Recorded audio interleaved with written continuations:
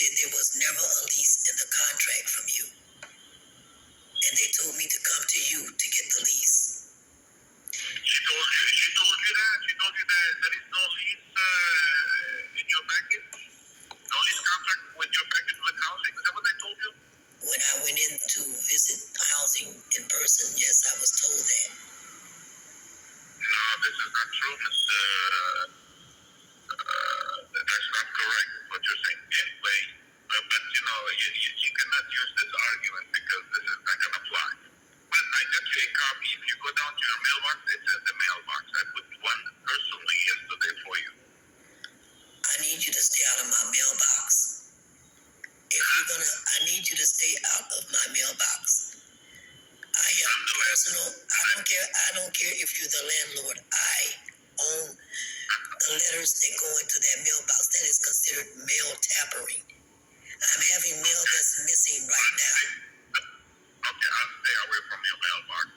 But you know, you do have a lease contract over there. I'm trying to work with you. I'm trying to help you out. You know, so you need to stop fighting me. Stop pushing. Stop pushing back. I'm trying to help you, Miss Lorraine. You need to stop fighting me. When I talk to you, you know, just listen, please.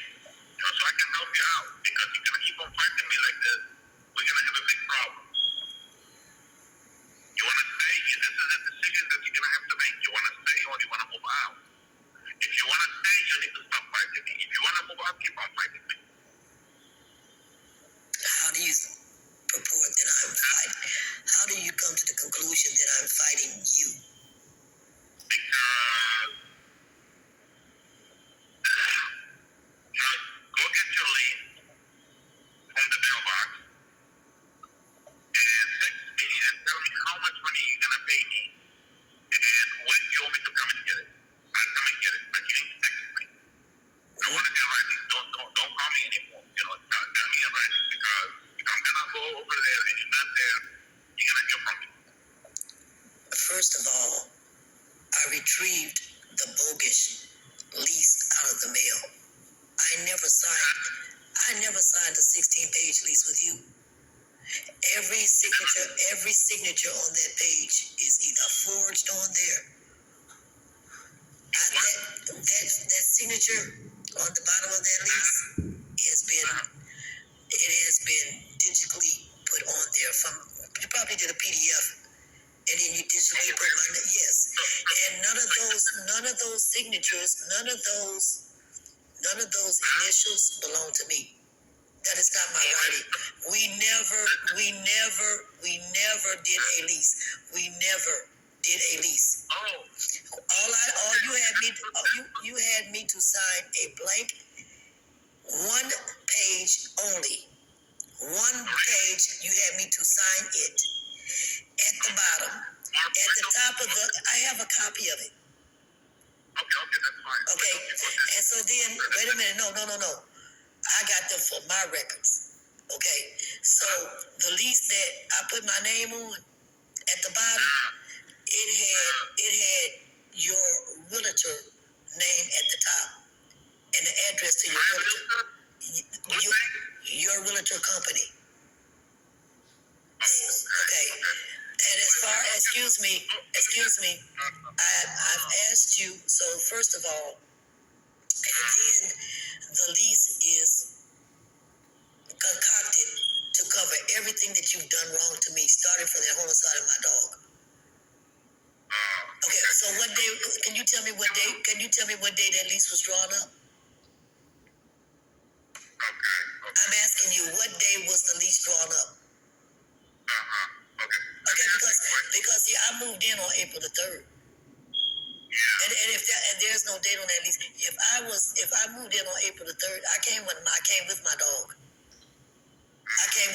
There's no way that I signed a lease with you concerning that I would not have a dog here and that dog was here with me. I did no lease with you.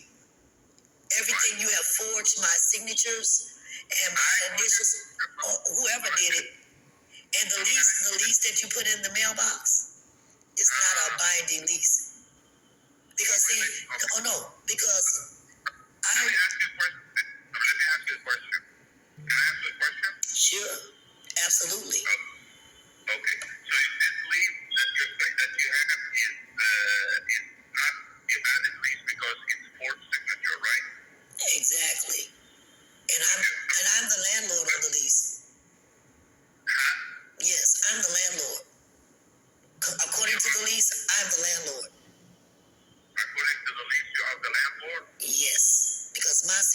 is above the line of the landlord. And I don't know whose signature that is, but I don't know. There's a C. And there's no C in your name. There's a C. There's a C where it says tenant. And then there's a long line, but it does not look like your name. So it is not a binding lease. I never did a lease with you. I never. And I never would have done a lease with you saying that you could come in and seize my items, saying that I could not have children here, disregarding the fact that I'm supposed to have full use and enjoyment of this property. I never would have done that. And see, now what you're doing, and see, also, I already told you, I have a video of you being conspiring with other tenants to move me out of this unit. Okay? I have that, and your name is I mean, you've done this. Everything that they said in that video, you've done to me after the video was made. Okay? So you conspired to discriminate against me. You conspired. I've asked you to fix that step. I don't have access to my unit. My dog didn't even have access to the unit. He couldn't even come up on the step. He had to lay on that hot pavement. And because it was too hot, he stayed in the backyard. Now, also on that lease, you have things in there about having a car in the backyard. And do you treat me unequally as the other tenants who had the car in the backyard who ran over my dog? And it wasn't the tenant, it was the tenant's guest who's been in that unit almost a year. Underneath her term of doing the choice housing voucher program, he's not even on the lease. But he killed my dog, and you protect him. You tell me to stop the homicide investigation. You tell me to quit, to stop complying with the homicide investigation, or else you're going to put me out. You threatened my family members. And why would you call my family members and threaten them? So now I have a loss of companionship with my family. Okay, I'm here. I'm gonna tell you, I'm here right now. You can come get your rent right now. When you come, bring me every rent receipt that I've given you for rent. You gave me a 30-day letter saying that I did not pay you rent, and I went above my call of duty to make sure you got your rent before the leasing contract was even complete. The leasing contract wasn't even complete till June the 26th. I started paying you your rent, excuse me.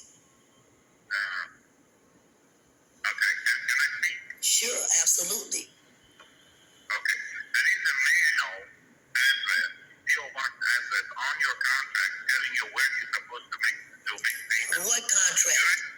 What contract? I have never received. I have every paperwork that I signed. I'm supposed to have. I should have a whole packet of my housing contract from Housing Authority, Houston Housing Authority, which they mailed. I don't have it. I don't have not one paper.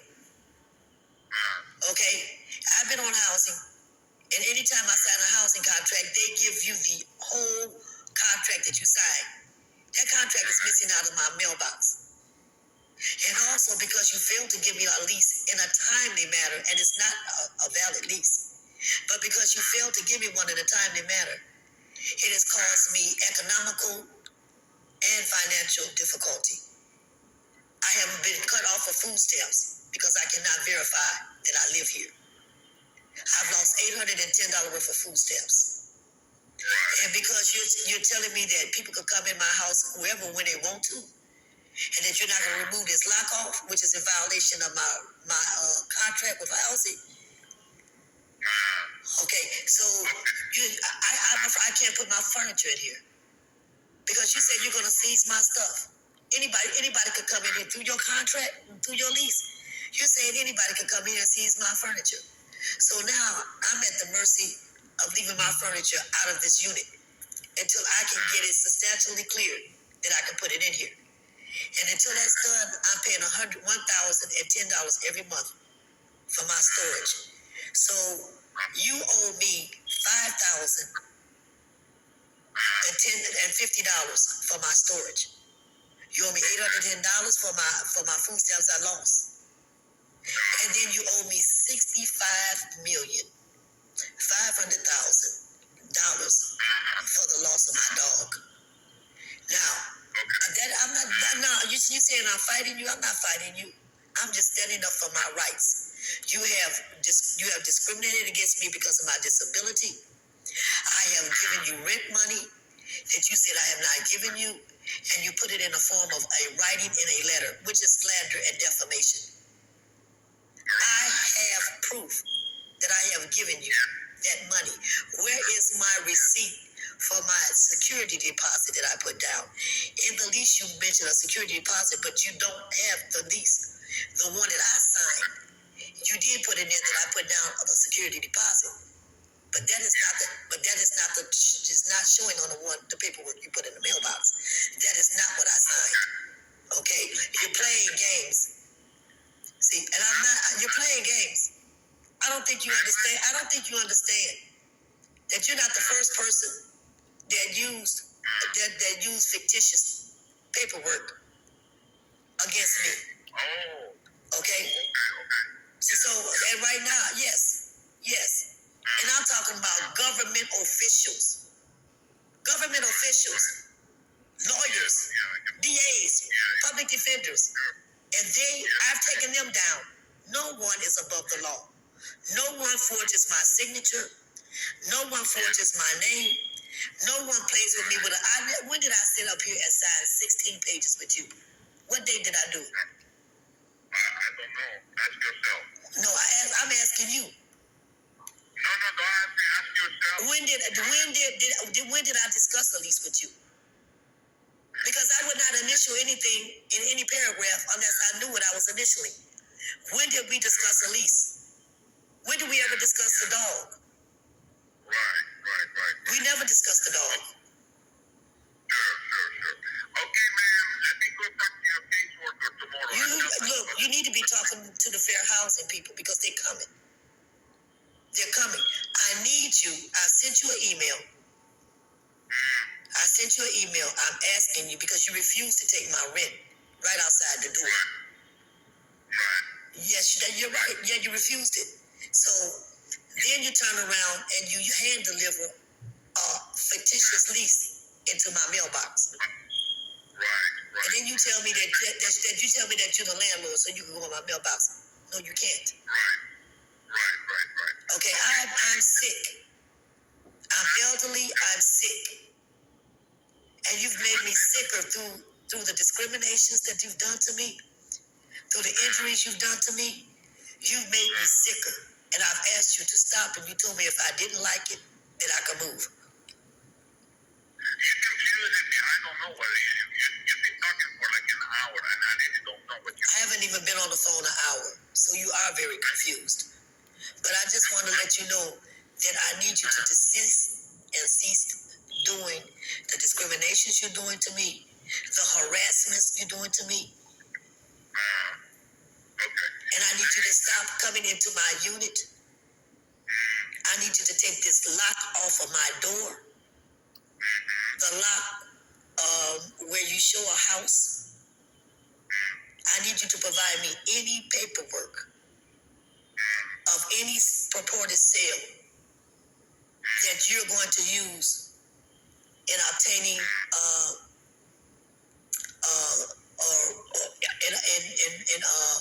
selling this unit. And your beef, you have no beef with me. If you're selling this unit, why that's a harassment. Your contract is with housing. So you don't tell me that I need to go to housing before I find myself on the street. That's very inappropriate. You go to housing, and when you go there, you make sure that you have those papers that you got in place where this house is being sold. And oh, by the way, I asked you when I first moved here about buying this house. I told you that this program that we're on with the choice housing voucher gives us the right, after we're here on a program for a year, to purchase a house. I told you I was interested in purchasing this unit. You told me. You want to buy it? Yes, I want to buy it. Okay, I'll sell it to you. And how much do you want for this unit? $650,000. No, it's not $650,000 because the property value is $298 for both units together. Really? Who told you that? And then you have this house listed as 6 bedrooms and 4 bathrooms. 6 bedrooms, 4 bathrooms, and you like 14 rooms. You don't even have it listed with the Harris County Assessor's Department office as a duplex. You have it as you say it's 2 families, but it's not listed as a duplex. You have it listed as it's 1 family. And I told you that I have problems with trying to get internet. That way, because I can't get internet, you know that I can't put my doorbell chime up, and you know I have one because you've been in my bathroom. And another thing, you see, I found a syringe needle. I found a syringe in my house. You found a what? A syringe, and I found my medicine removed from one area of my house to another. My eye drops. I don't know if you have microphones in this house, cameras. I don't know if, but I don't trust you. And I need you to stay out of my house because I believe that you could possibly have took that sodium chloride in that, or whatever was in that syringe, and you could have contaminated my eye drops. I'm not going to use your eye drops, but I did call the police and I made a report. I did make a police report. I made a police report for the forgery. They looked at all my bank statements. I made a report for the harassment. I'm happy, to involve any authority, anybody that I can talk to, and we can tell them how. So you helped the person kill my dog. How you help cover up for the person that killed my dog? I'm not covering for nobody, man. Yeah, because the police asked me your telephone number because I didn't know the people who live down there. I know nobody here, you see. And so when I gave them your phone number, the police got in contact with you. You got in contact with the people, and the people went on a run. They went on a run. And while they was on the run, you was back and forth in their house. And so after, the night before they came back, that's the night that you called my family, and you called me, and you threatened us. And told us that we better not send the police at nobody's house again, or any other authorities involved in the situation with the homicide of this dog. And then the next morning, the people arrived at the house. So with this video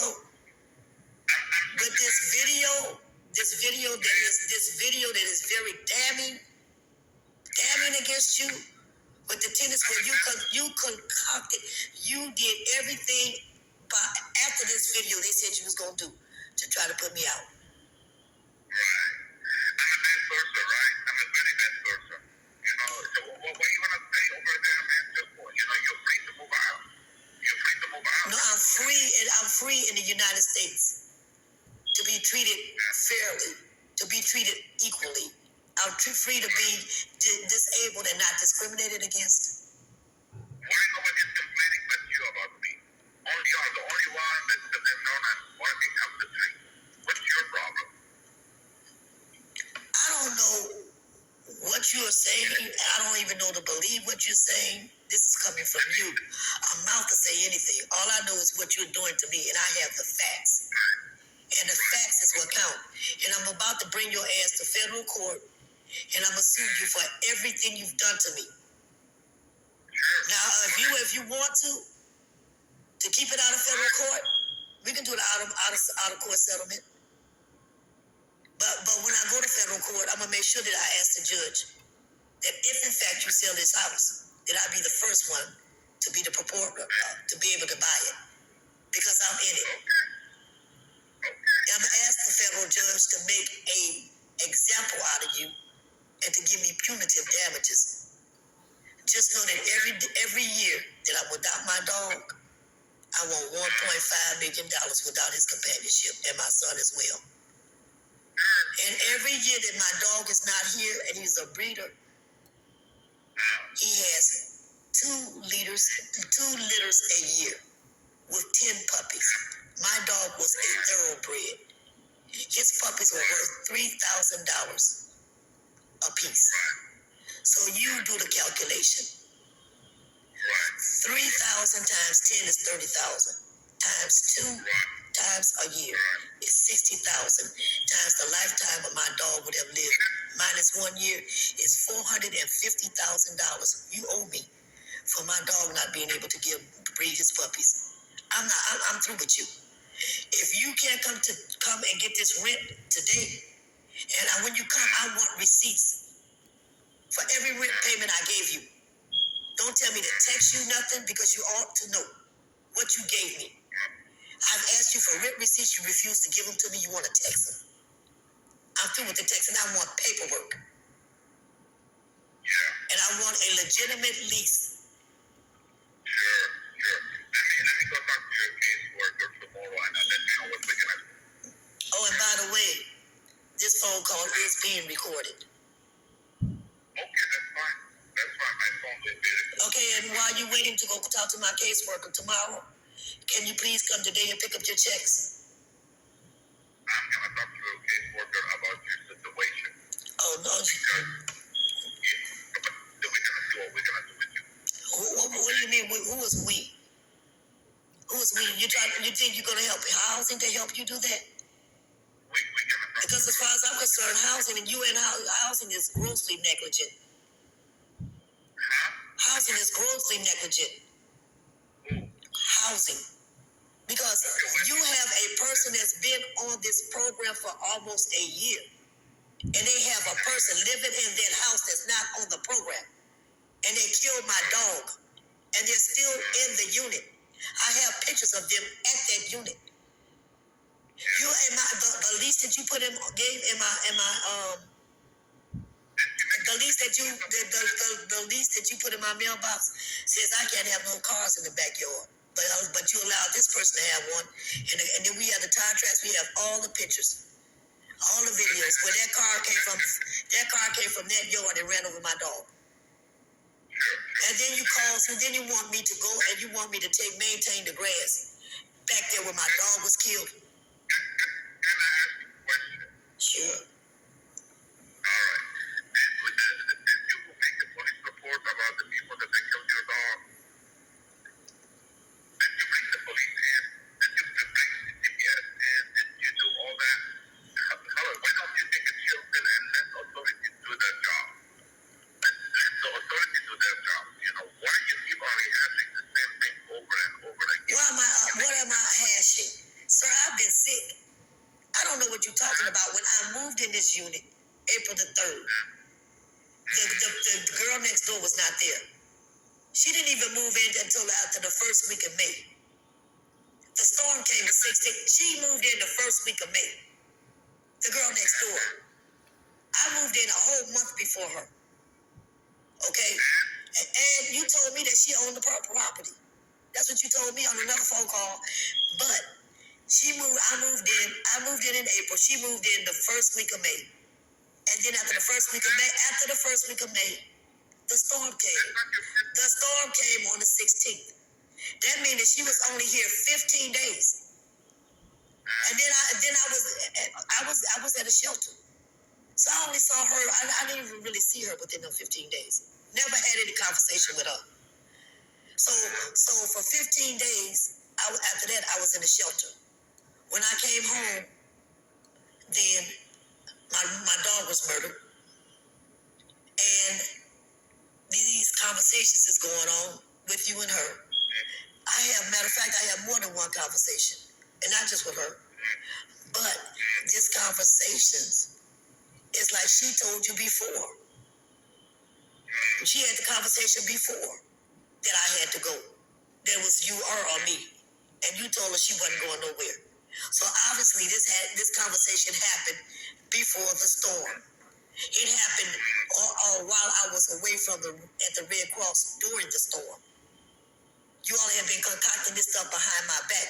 What do you mean I need to take a chill pill? I never knew none of this stuff was going on.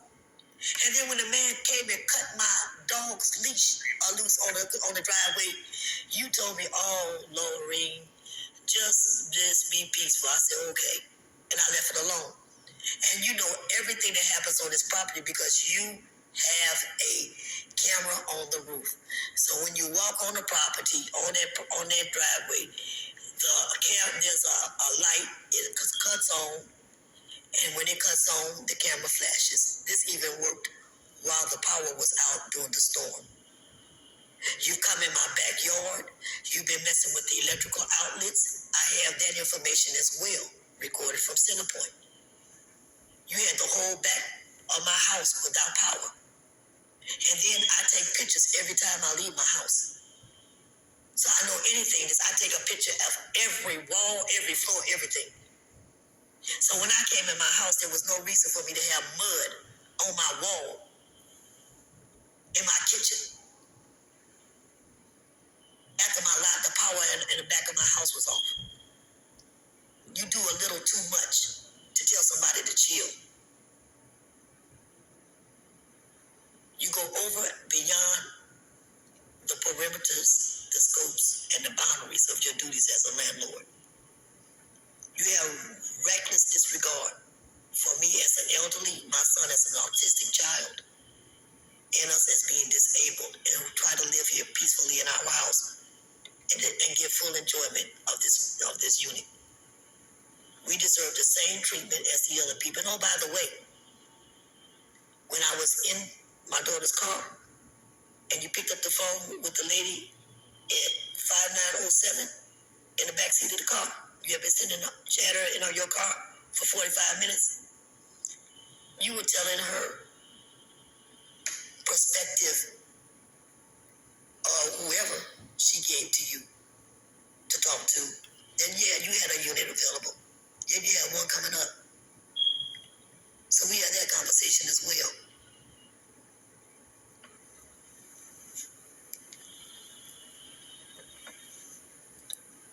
Is there anything else you need to tell me?